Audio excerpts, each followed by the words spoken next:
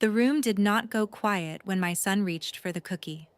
It went quiet half a second later, right after my mother slapped his hand away and smiled like she had done something clever. Then she said, in that bright holiday voice she used whenever she wanted cruelty to sound cute, that those cookies were for the good grandkids, not for him. A few people laughed. Not everyone. Just enough to make it worse. I am Claire Dalton. I am 33 years old, and that was the moment I stopped telling myself our family was only difficult and started admitting it was broken. I did not argue.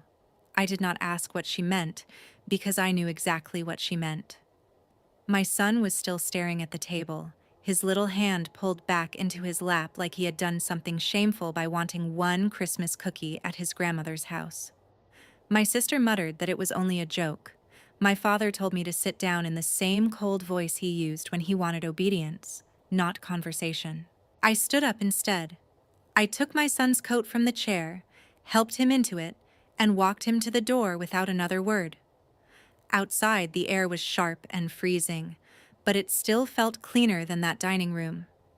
We had almost reached the car when he looked up at me and asked, very softly, if he had been bad. That question stayed with me all night. Then, just before midnight, my phone lit up with a text from my father reminding me that the business payment was due in the morning. They could humiliate my child at their table and still expect me to keep their world standing. Tell me honestly, if your child had been treated like that on Christmas night, would you have left quietly like I did? Or would you have ended the dinner right there in front of everyone? I barely slept after that. Every time I closed my eyes, I saw my son pulling his hand back from that plate, like he had reached for something he did not deserve. By morning, I was up before sunrise, standing in my kitchen in fuzzy socks and an old sweatshirt, staring at the coffee maker while the house stayed perfectly still around me.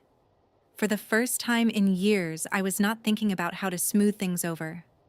I was not rehearsing the apology I would be expected to make for embarrassing my mother by refusing to let her embarrass my child. I was thinking about what my son had asked me in the driveway, and how fast that question had come to him. Not why did Grandma say that? Not why did everyone laugh?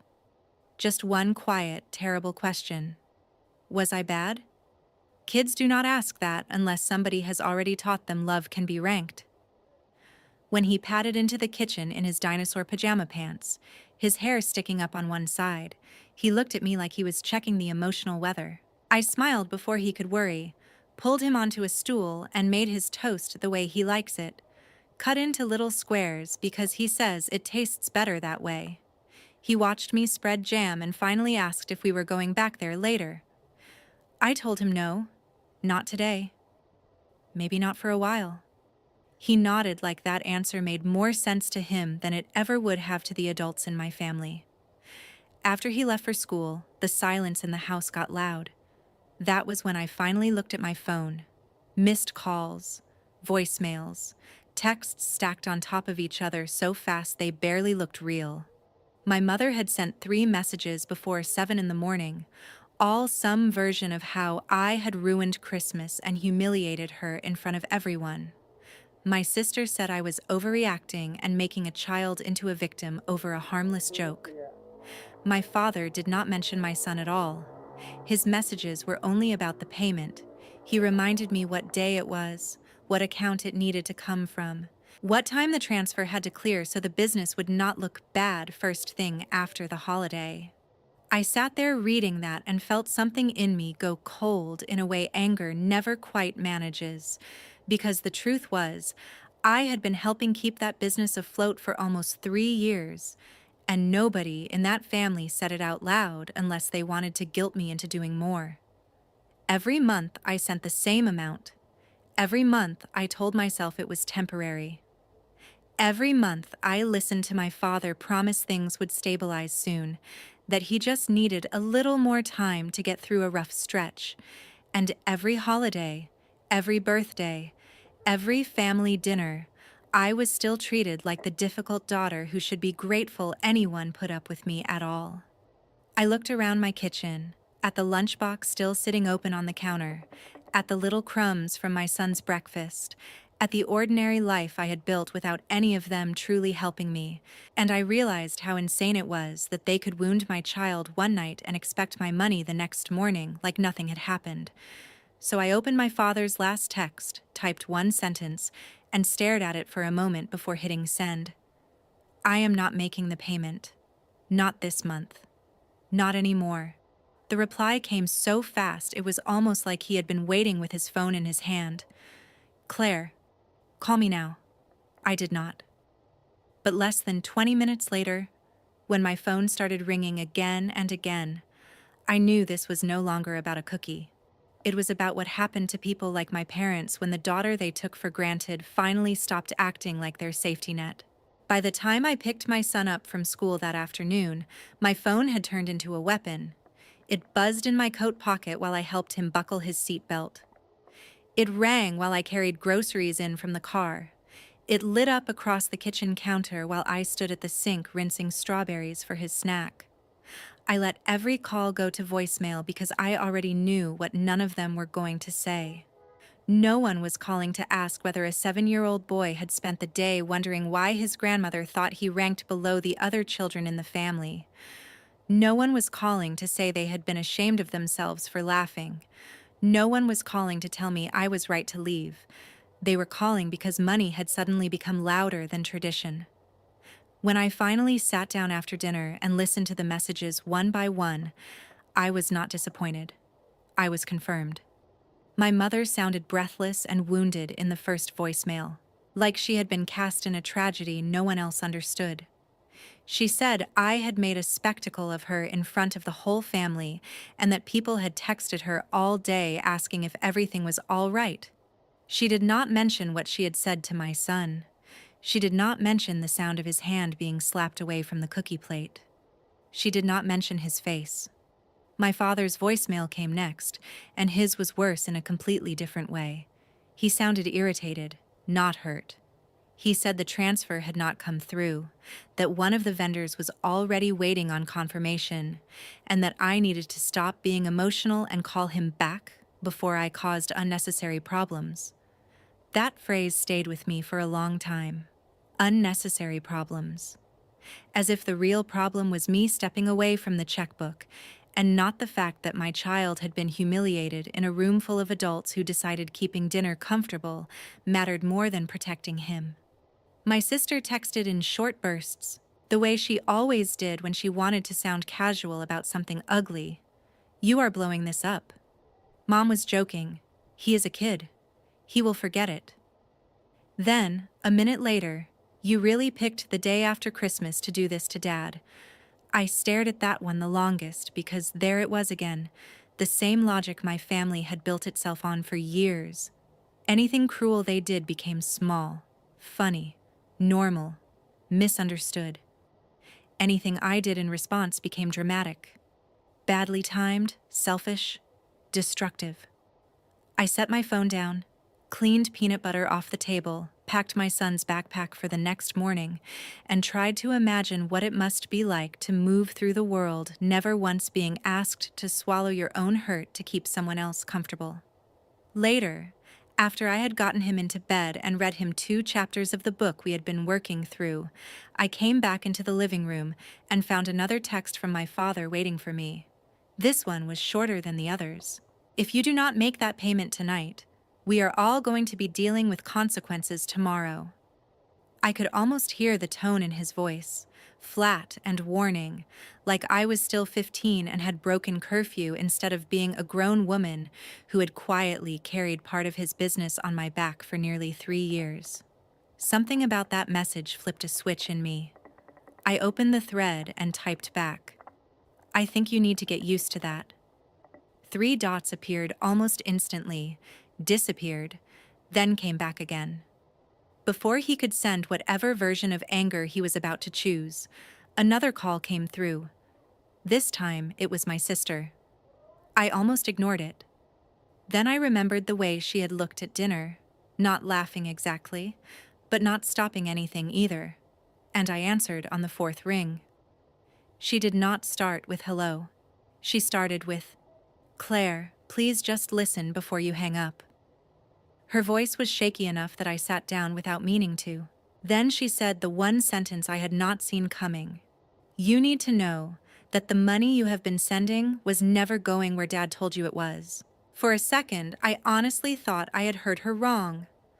I asked her to repeat it, and when she did, she spoke even more quietly, like lowering her voice could somehow make the truth less ugly. She said the money I had been sending every month was not covering inventory the way Dad claimed. It was not helping with delayed contractor payments. It was not keeping the business stable while things got better.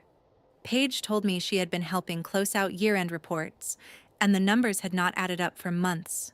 At first, she thought it was sloppy bookkeeping.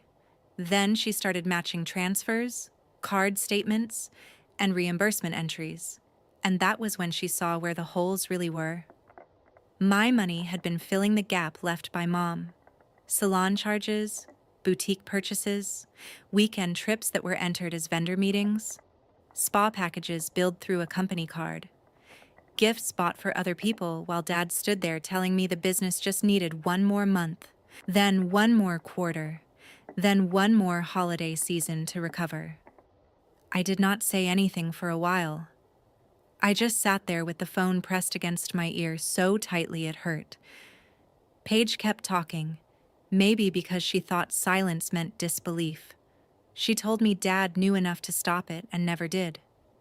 She told me he kept moving money around to cover for Mom because admitting what was really happening would have blown up the image they had spent years protecting.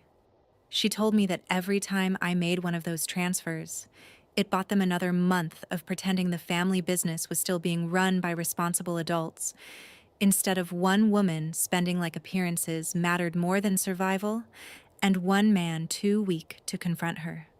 I asked her why she was telling me now. She let out this broken little laugh that did not sound like humor at all. Because after last night, I could not listen to Mom talk about respect and family and good grandkids while knowing she has been living off you and humiliating your son at the same time. That was the sentence that finally cracked something open in me, not because it shocked me, because it made too much sense. My mother had always loved two things more than honesty: control and performance. She needed to be the woman with the perfect house, the perfect table, the perfect grandchildren lined up in the right order, and apparently, she had needed my money to keep funding that illusion. I stood up and started pacing the living room, while Paige kept filling in pieces I had never even thought to question. The monthly panic from Dad, the vague explanations, the way Mom always had something new, something expensive, something she acted like she deserved because she sacrificed so much for everyone else. I thought about every time I had skipped a trip with my son, delayed fixing something in my own house, or told myself to be careful with money because family came first. Family. That word had cost me thousands of dollars and more dignity than I wanted to measure. Paige said she was sorry more than once. I told her I appreciated the truth, but I was too angry to comfort anyone. After we hung up, I went into the kitchen and stared out at the dark backyard for so long I lost track of time. I was not crying. I was past crying. I was in that cold, dangerous place where everything suddenly becomes very clear. My father had lied to me. My mother had used me. And the same woman who had financed her own vanity with my money had looked my son in the face and told him he was not one of the good grandkids. My phone buzzed again in my hand before I could even decide what to do next. It was my father this time, and the message was only one line: "We need to talk in person." I looked at it, then typed back the first honest thing I had said to him in years. "Fine. But this time, you do not get to control the room." She showed up at my front door before the meeting ever happened. I had just gotten my son settled with a coloring book at the kitchen table and was wiping down the counter when I heard a knock that was too familiar to be polite. When I opened the door, my mother was standing there in a camel coat with a red tin tucked under one arm like she was arriving for some sweet little holiday repair scene she had already written in her head. The same cookies. or at least a fresh batch of the same kind. She lifted the tin slightly and gave me that careful smile she used whenever she wanted to look generous instead of calculating. "I made these for you," she said softly. "Your favorites." I did not move aside. I did not invite her in. I just looked at the tin, then back at her face, and wondered how someone could humiliate a child one night and show up with sugar the next morning like pain could be frosted over. She tried to peek past me into the house. "I miss my grandson," she said. That landed so badly I almost laughed. "You miss him," I said, "or you miss being able to act like none of this happened." Her face tightened for a second before she recovered. "Claire, do not do this on the porch. Your father is under enough stress." That was the first thing she said that sounded true. Not "I am sorry." Not "I was wrong." Not "I should never have said that." Just another reminder that the emotional comfort of grown adults was still supposed to outrank whatever happened to my son. So I asked her directly, standing right there in my doorway, "Why did you say it?" She blinked like she had no idea what I meant. I did not help her. We both knew. Finally, she gave a little sigh and shifted the cookie tin in her arm. "Children need to learn that not everything is for them," she said. "Some things are earned." I felt something inside me go completely still. Earned. That was her word. Like my 7-year-old needed to prove himself worthy of being treated kindly at his own grandmother's table. I told her we were done with porch performances and that if she had anything else to say, she could say it later, in front of my father. Then I closed the door while she was still standing there. My hands shook for a full minute afterward, not because I doubted myself, but because I finally understood there was no apology coming. Not from her. Not without force. And even then, it would be for show. We met that afternoon at a diner off the highway, the kind of place with cracked vinyl booths, coffee that never stopped coming, and the smell of bacon buried so deep in the walls it probably lived there permanently. I got there first on purpose. I wanted the seat facing the entrance. I wanted to watch them walk in. When they arrived, they came together, which told me everything before a word was spoken. This was not a father asking to make things right. This was a united front walking into neutral territory because they still thought the right mix of pressure and guilt could get me back in line. My mother slid into the booth like she belonged there. My father looked tired in a way I had not seen before, but I was not interested in looking for softness in him yet. Not after 3 years of lies. I told them right away that I was not there to argue. I was there to make things plain. My mother opened with what sounded like concern, and what was really accusation. She said I had turned a family misunderstanding into a crisis. She said Paige had no right to meddle in financial matters she did not fully understand. She said this whole thing had gotten ugly because I was refusing to see the bigger picture. I let her talk because I wanted to hear how far she would go without once choosing the truth. She went very far. She talked about loyalty. She talked about sacrifice. She talked about how much pressure my father had been carrying. She even talked about how difficult the holidays were for her because she tried so hard to make everything perfect and nobody appreciated it. Still, nothing about my son. Still nothing about what she had actually done. My father finally cleared his throat and said he would like to move forward in a practical way. That phrase almost made me smile. Practical. As if this were a scheduling issue and not the collapse of the last illusion I had left about them. I reached into my bag, set a folder on the table, and watched both of them look at it. Paige had printed the summaries for me that morning. Transfers from my account, charges from the company card, reimbursements disguised as business expenses. Enough to make it impossible for them to pretend this was all emotional confusion. I did not slide the papers to my father first.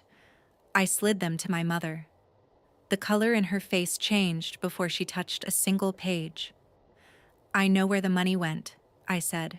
"I know what I have actually been paying for. My father closed his eyes for half a second like someone had finally turned on a light he had been avoiding.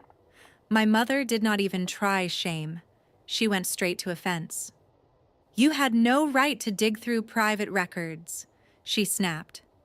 I looked at her and said the calmest thing I have ever said in my life. "You lost the right to privacy when you financed your lifestyle with my money and called my son less than the other grandchildren in the same week." The waitress came by with coffee and took one look at our table before backing away, without asking a single question. My father said my name quietly, like that still meant something. I did not let him steer. I told them exactly what was going to happen. I was done making payments. Not for a month. Not until spring. Not until business improved. Done. Completely. My son would not be around anyone who humiliated him, ranked him, or taught him that love in this family had to be earned. And if either of them wanted even the possibility of being in his life again, it would begin with a direct apology to him. Not to me, to him. My mother laughed once, short and sharp, like I had insulted her with something ridiculous. "I am not apologizing to a child," she said. There it was. The whole rotten core of her in one sentence. Not I do not know how. Not I need time. Just refusal, because to her, apologizing to someone smaller meant losing status. I looked at my father then, really looked at him, and told him this was the moment he got to decide whether he wanted a daughter or just her bank account.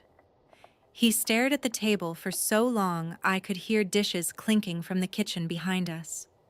Then he lifted his head and said, with more weariness than strength, "She owes him an apology." My mother turned toward him so fast the booth creaked. "Excuse me," she said. He did not look at her. He looked at me. Then he said, the one thing I think she never believed she would hear from him. "You are off the business account starting today." The silence after that felt bigger than the diner. My mother stood up, grabbed her purse, and said if he let me tear this family apart, he deserved whatever happened next. I did not stop her. My father did not either. He just sat there looking 10 years older than when he walked in. And for the first time since Christmas dinner, I realized the real damage had finally reached the person who had spent years pretending silence was neutral. I expected my father to chase after her. That was the old pattern. My mother created the storm and everyone else rearranged themselves around it. But he did not move. He stayed in that booth with both hands wrapped around a coffee cup he was not drinking from, staring at the papers on the table like they were evidence from a life he no longer knew how to defend. For a while, neither of us said anything. Then he let out a slow breath and told me I had been right about one thing that mattered more than the money. He should have stopped her years ago. Not just the spending, not just the lies. The whole way she ran the family like love was something handed out as a prize, and humiliation was a lesson people were supposed to thank her for. Hearing him say it did not heal anything. It did not undo Christmas dinner or all the years before it. But it was the first honest sentence I had heard from him in a very long time. I told him honesty was a start, not a solution. He nodded like he knew he had earned nothing yet. Then he said the business was worse than I probably realized. Once the cards were frozen and the personal charges were separated from actual company expenses, there was no pretending anymore. They were overextended. Too much showroom inventory. Too much money tied up in things my mother insisted they needed to keep up appearances. Too many months of covering gaps with my transfers instead of making real changes. He said it all flatly, without trying to turn it into a speech about pressure or sacrifice. Just facts. That was new too. Over the next week, I saw what consequences actually looked like when I was not the one absorbing them. My father called the accountant, then a lawyer, then the bank.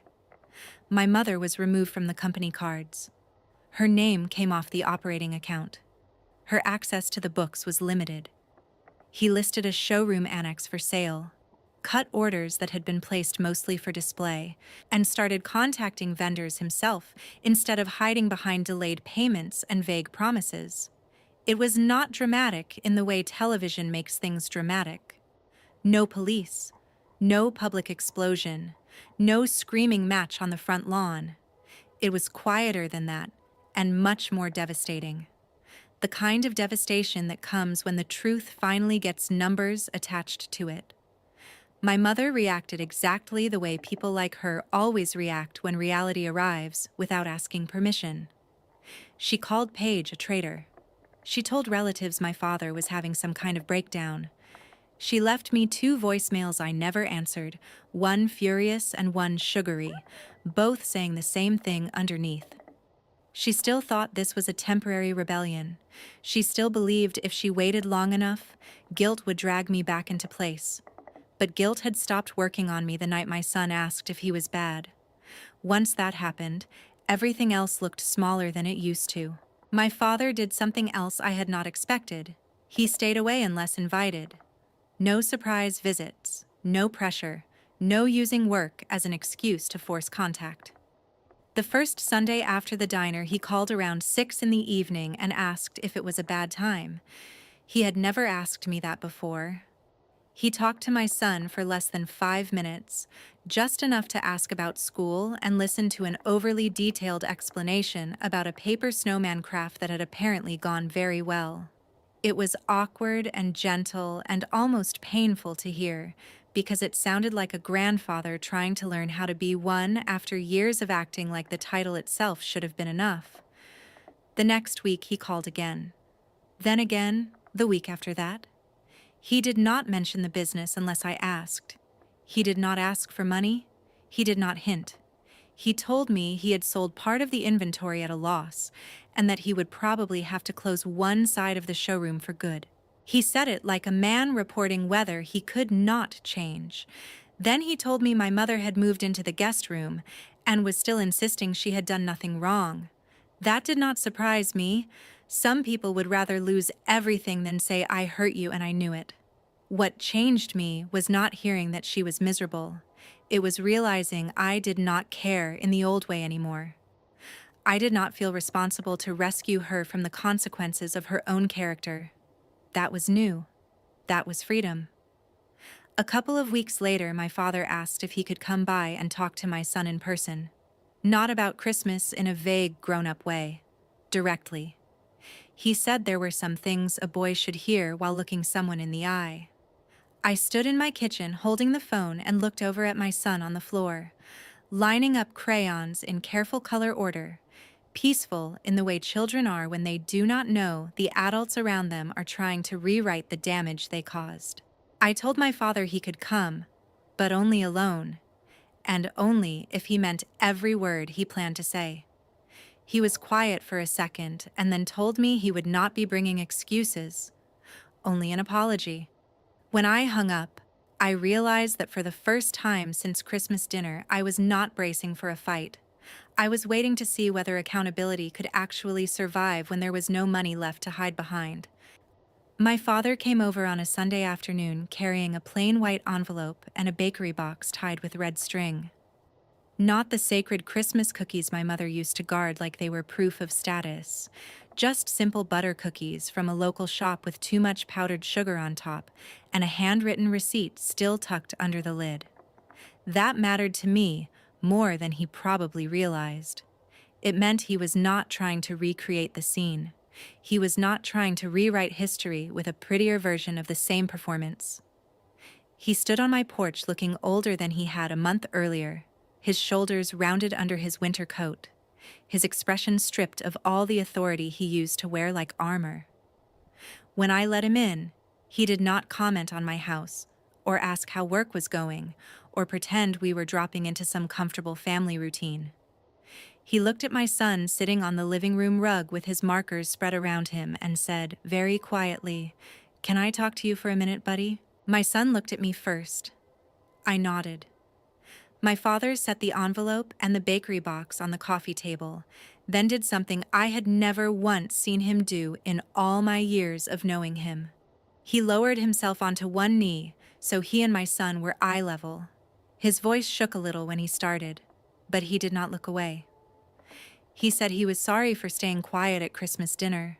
He said he was sorry for acting like what happened was small when it was not small at all.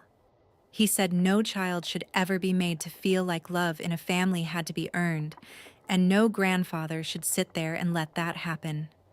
My son listened with the serious stillness children have when they know something important is being handed to them. Then he asked the question I think had been living inside him ever since that night. So I was not a bad grandkid. My father swallowed hard and said, "No, you never were. You were the good one in that room." I turned away for a second because I could feel tears coming, and I was not interested in making his apology easier by crying through it.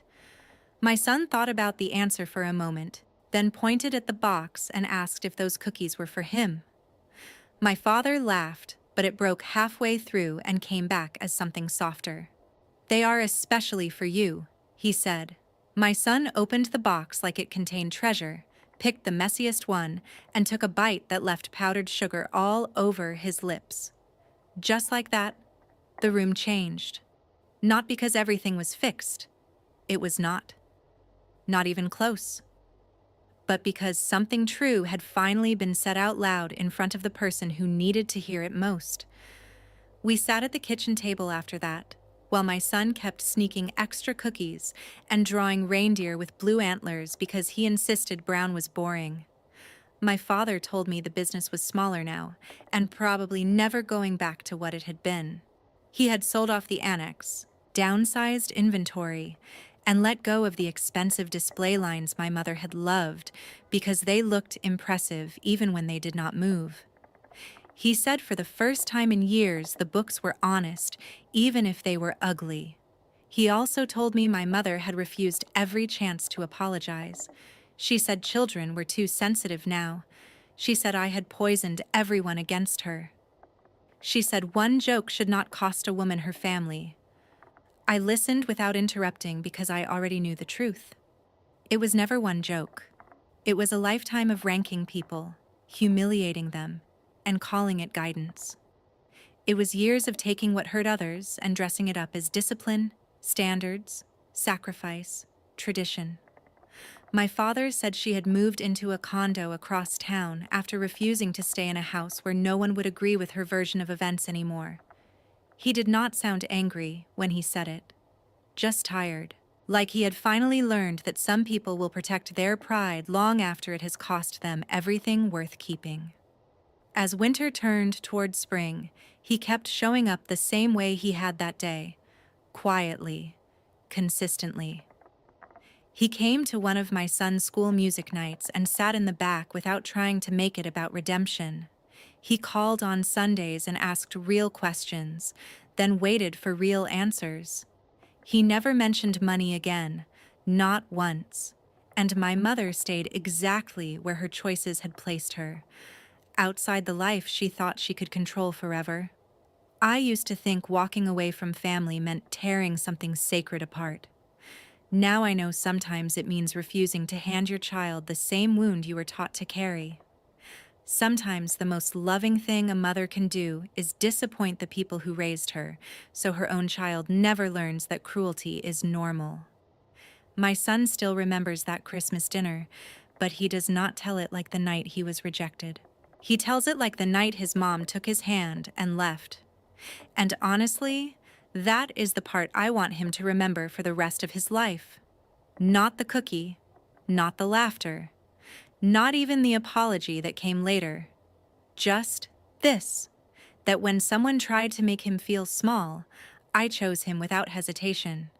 And there is no inheritance, no business, no family name more valuable than teaching a child that love should feel safe when it is real.